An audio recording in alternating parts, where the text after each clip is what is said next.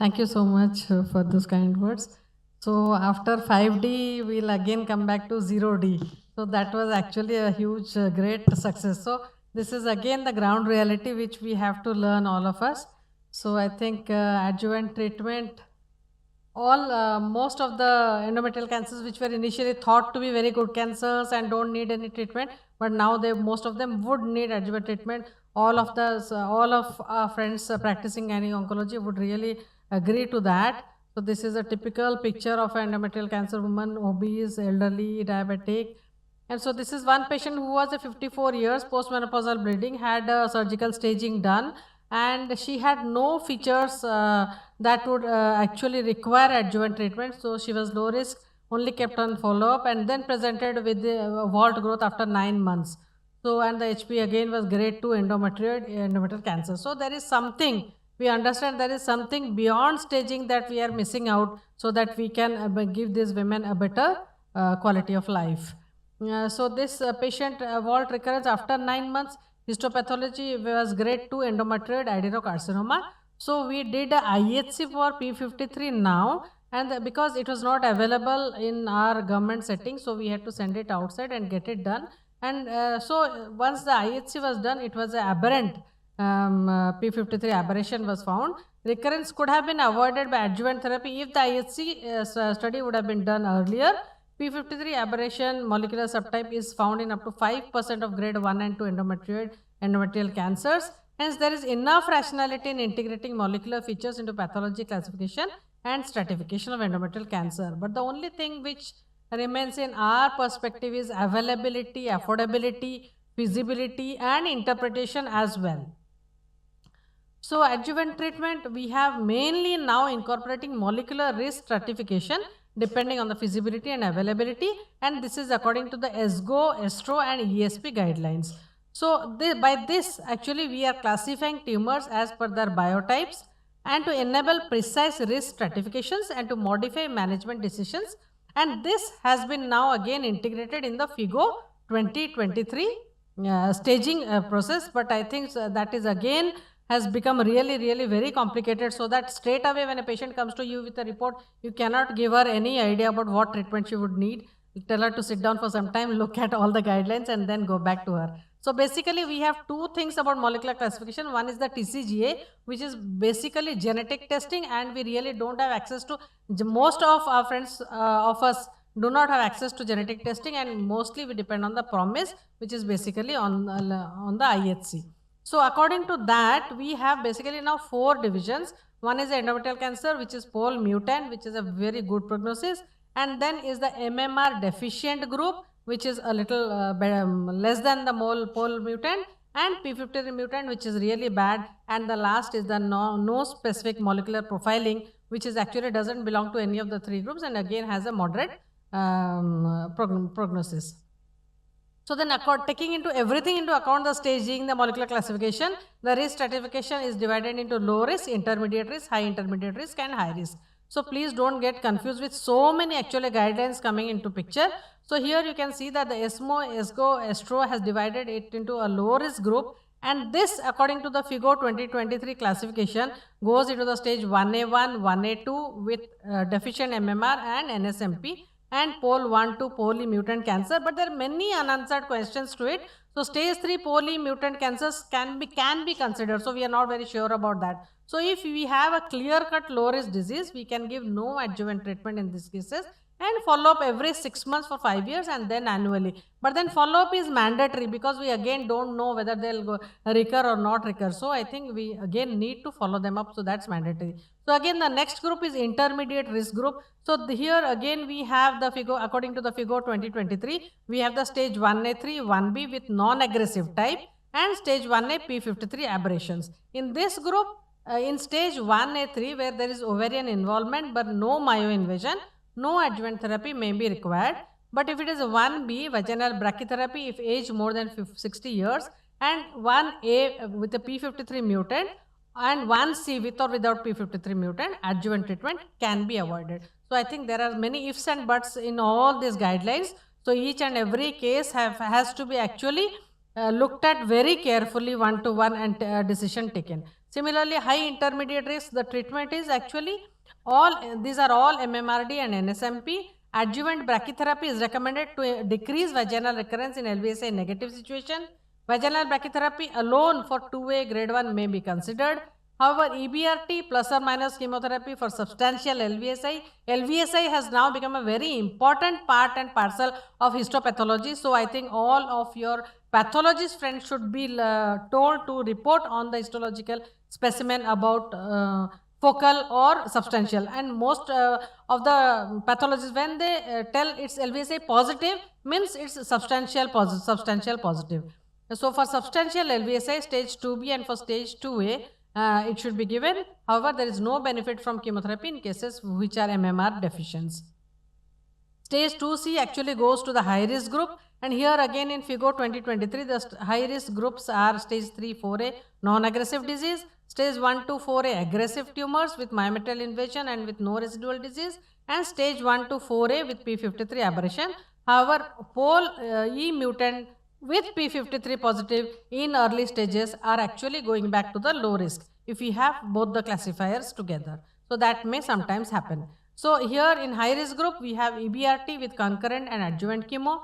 Sequential chemotherapy and EBRT is also an option, and chemotherapy alone is also an option. So, and the only answer remains that in a high risk tumor, if you have a POL-E mutant, which is supposed to be a very good prognostic marker, so can you de-escalate your treatment basing on the POL-E mutant result alone? I think we are very many questions about that. So as of now, we don't do that. We still depend on our histopathology reports. So this is again the new guidelines from the 2022 ESMO Annals of Oncology, which states as every endometrial cancer in histological subtype independent should have a POL-E status done first, which is not available in most of our setups. And if it is pathogenic, it is a POL-E mutant. If POL-E is wild type or non-pathogenic, then we do a MMRD. If MMRD is positive, it is MMRD deficient. Or if then it comes MMR proficient, we do a P53. So step by step we can do that. If P53 is mutant, it is P53 mutant. If not, it goes to the NSMP group. So the POTEC-A study actually has a background of actually looking at all these markers, and we are looking at the results of the POTEC on 500 patients, so that we will have some answer to this, in which they have actually randomized into two groups. One is the vaginal brachytherapy, and the other, according to the risk factors, favorable observation only, intermediate vaginal brachytherapy, and unfavorable external beam radiotherapy. So we will be having the answers soon. But more than that, again we have still better other markers we are again coming up. One is the L1 CAM, the CTNN-B1, and so many other markers which are coming up, which are going to actually change the landscape of endometrial cancer as well. So determination of the molecular integrated risk factors. So this is again the same CTNN-B1 wild type and CTNN-B1 mutation. It is getting more and more complicated now. So let us wait for the TransPOTEC Rainbow Umbrella trial, which will actually hopefully answer most of the questions, in which P53 aberrant group, one group has been given chemoradiotherapy, the other chemoradiotherapy plus DDR targeting agent. MMRD group, one radiation therapy alone, the other radiation therapy plus PDL1. NSMP group, chemoradiotherapy, and the other radiation therapy plus hormonal treatment. And the POL-E mutant, no adjuvant treatment, that is de-escalation. So all these results will actually tell us whether we are in the right track and how we can translate it into patient care. So this is again to summarize what I have spoken earlier.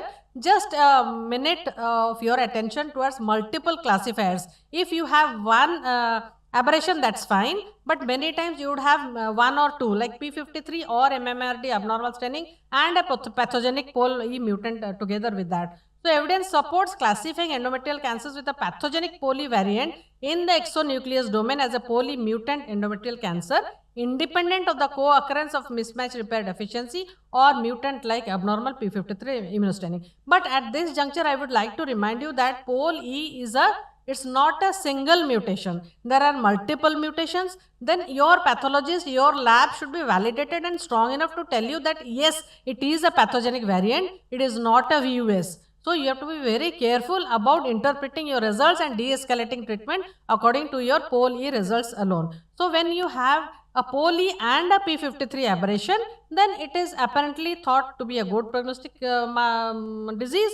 and managed as a poly mutation in early stage. In early stage, the recurrence-free survival is 94.1%, but in advanced stage, we don't have any results about that. So if you have a poly and a P53, both in advanced stage, I think you should take the staging and the histopathology and treat according to that. If you have MMRD and P53 aberration, which is again considered as MMRD because it's a better stage in early stages. Again, early stage, recurrence-free survival is good, but advanced stage, again, we don't have any answer. So if you have all the three mutants together, it is classified as pole mutant, but we don't have any data to suggest what should be the treatment modality ideally. So to summarize, management of endometrial cancer, histopathologic versus molecular criteria. Molecular risk stratification identify poor prognostic cases in low risk and good prognostic cases in high risk groups of endometrial cancer. It should prevent over and under treatment. Polymutation analysis may be omitted in low risk and intermediate risk endometrial cancer in non-aggressive tumors. So polymutation in high risk, high grade is low risk. Pole mutation in 1 and 2 low risk, no adjuvant treatment required. Pole mutation in endometrial carcinomas, stage 3, 4, we really don't have any data about de-escalation. So be very careful in choosing your management. P53 mutation in all stages except stage 1C requires aggressive adjuvant chemoradiotherapy or chemotherapy. Multiple classifiers need risk stratification in the future to prognosticate. So patients with both poly and P53 aberrations in stage 1 and 2 should be managed as poly mutation low risk, but then you have to take a call on the histology, on the stage and also on the LVSI. MMRD plus P53 managed as MMRD, but we don't have any data on the advanced stages.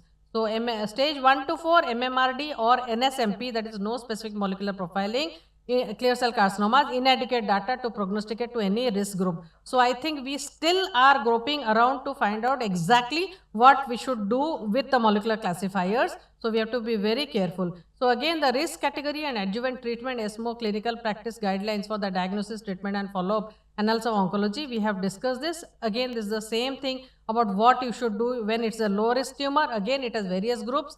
If it is an intermediate risk, again it has various groups. Everything is there on the net, so I don't want to take too much of your time.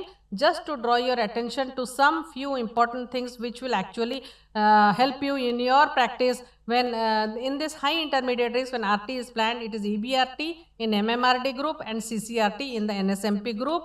And what we have learned so far, we have moved beyond histomorphology, that is agreed. Molecular classification advocated in all endometrial cancers, especially in high-grade histology. This allows the assessment of treatment efficacy within biologically similar groups and identify poor prognostic markers in low risk and good prognostic markers in high-risk cases. Prevents over and under treatment. And polymutation analysis, maybe this I think we have discussed. And again, to reiterate the same thing, that when you are advising a polymutation, be extra cautious that your lab is validated and tells you exactly what are the pathogenic variants and not actually confused with the VUS variants. And so MMR is an immunohistochemistry marker. It is not a genetic testing. So again, you have to be very careful and thorough about the tissue preservation, all those things. P53 mutation, I think we advise it in and out. So it is a very sensitive marker, I agree, but there are so many variants to that. One is a normal and wild type, so that's a normal thing. Complete absence is abnormal or pathogenic. Overexpression is pathogenic, and cytoplasmic expression is also pathogenic. So these are the three variants which are pathogenic. And then the other variants which sometimes come is spurious and heterogeneous.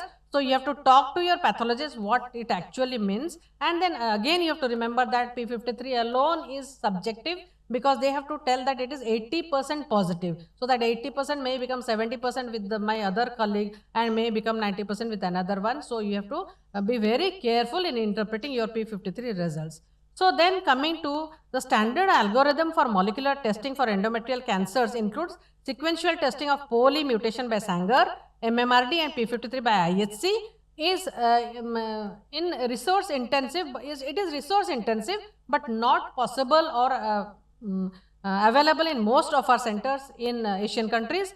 P53 mutation itself in endometrial cancers will make it intermediate risk if there is no myometrial infiltration. If P53 mutation is present and if there is myometrial infiltration, it will make the patient at high risk for requiring chemotherapy. So if we at least do P53 IHC alone in all patients, we will be able to pick up these patients who may otherwise be included in the intermediate or high intermediate risk and may thus require chemotherapy. So this was from a study which was done in India by Regional Cancer Center in Trivandrum. So these are all the prognostic refinements at which we are looking for in the future, because molecular classification is not yet complete. And then will it translate to treatment someday? I still am in doubt, because if we do pembrolizumab, durvalumab and all those things need to be available. And so in the promise validation studies, it was also found that the highest prognostic significance was obtained when the molecular subgroups were combined with the clinicopathological risk factors. So you cannot ignore your clinicopathological risk factors even with your molecular markers. Implementation of the molecular based classification for all endometrial cancers or just high grade tumors, we don't have an answer to that. So this will again depend on the available resources and future directions. I think we are waiting for many trials that will come. So please take every guideline that comes with a pinch of salt and looking at some endocrine signaling so that we can do better endocrine markers, and that will be the answer of tomorrow. So as of now, I think we should be able to do at least 3 in all low research settings, ER, PR and P53, and understand them well and guide the treatment according to that along with your histopathology done very, very correctly. Thank you very much for your patient hearing.